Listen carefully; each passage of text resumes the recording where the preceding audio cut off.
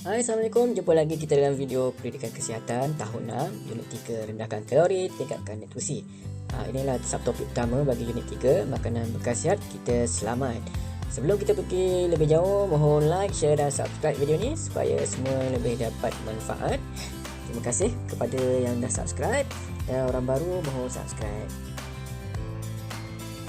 Fokus kita pada hari ini ialah untuk menganalisis makanan segar, makanan yang diproses dan makanan segera. Sebelum tu kita nak kenali dulu apa itu kalori. Kalori ialah satu unit tenaga atau satu unit ukuran untuk tubuh. Setiap makanan yang memasuki tubuh akan dikira menggunakan unit kalori. Kalori akan digunakan oleh tubuh untuk ditukarkan menjadi tenaga. Makanan berkhasiat adalah ditentukan oleh kandungan nutrien makro dan nutrien mikro yang terdapat dalam bahan makanan. Nutrien makro terdiri daripada karbohidrat, protein dan lemak, manakala nutrien mikro pula terdiri daripada pelbagai jenis galian, asid organik dan vitamin. Untuk makluman, khasiat nutrien makro dalam makanan tidak akan terjejas. Manakala bagi nutrien mikro, ianya mudah terjejas jika bahan itu diproses ataupun dimasak. Okey, kita pergi ke slide seterusnya. Jenis-jenis makanan. Kita ada makanan segar, makanan diproses, makanan segera, makanan segar-segera dan makanan segera diproses. Tak faham? Tak apa. Kita tengok contoh kejap lagi. Yang pertama, makanan segar. Makanan yang belum dimasak ataupun diproses. Contohnya buah-buahan, ulaman, sayuran dan susu segar. Okey. Ini ialah makanan segar. Kita boleh makan tanpa perlu dimasak. Seterusnya, makanan segar segera. Makanan segar segera ialah makanan segar yang disediakan untuk hidangan segera. Contohnya, salad, coleslaw, kentang putih dan pasta. Ini adalah makanan yang dapat disediakan dengan segera, cepat. Segera di sini kita masukkan ialah cepat. Seterusnya, makanan segera. Makanan segera ialah makanan yang boleh disediakan dalam tempoh waktu yang singkat. Disediakan di sini maksudnya dimasak dalam tempoh waktu yang singkat. Contohnya, burger.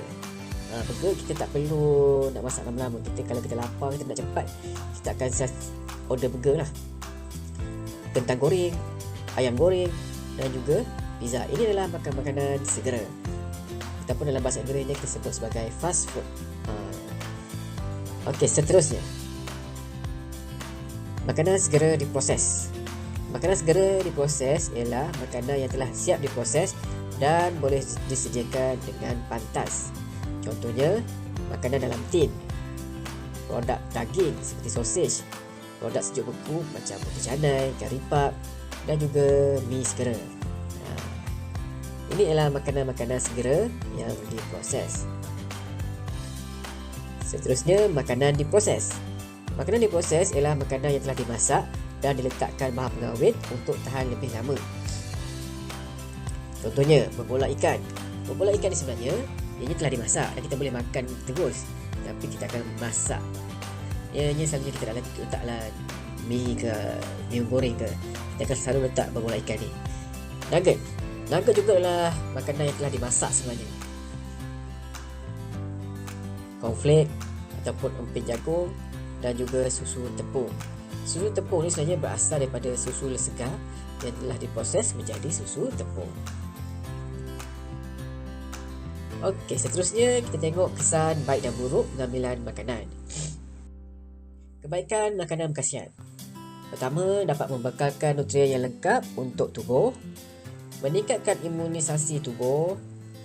Tubuh sentiasa cergas dan sihat apabila kita makan makanan berkhasiat.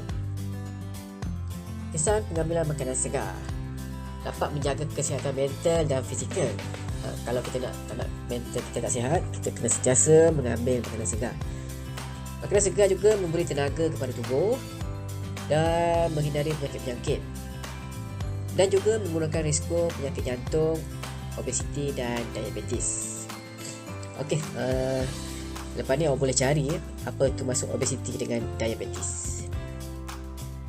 Seterusnya kita tengok kesan pengambilan makanan segera berlebihan.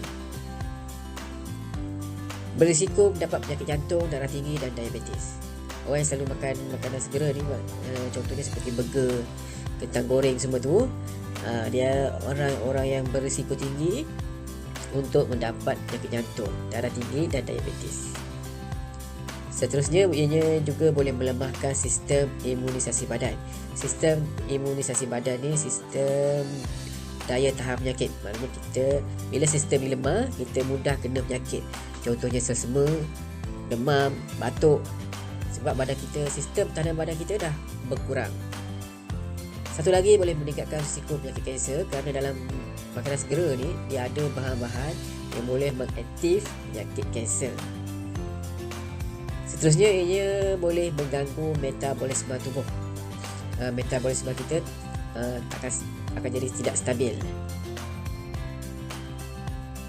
Seterusnya, kita nak tengok kesan pengambilan makanan diproses berlebihan. Sama juga, lebih kurang macam tadi.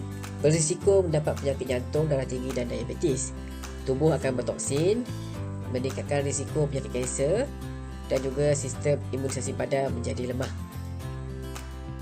Itu saja kelas saya pada hari ini dalam tajuk makanan berkhasiat. Kita selamat. Jadi untuk kita lebih selamat, selalulah makan makanan yang segar. Elak makan makanan yang diproses, makanan segera.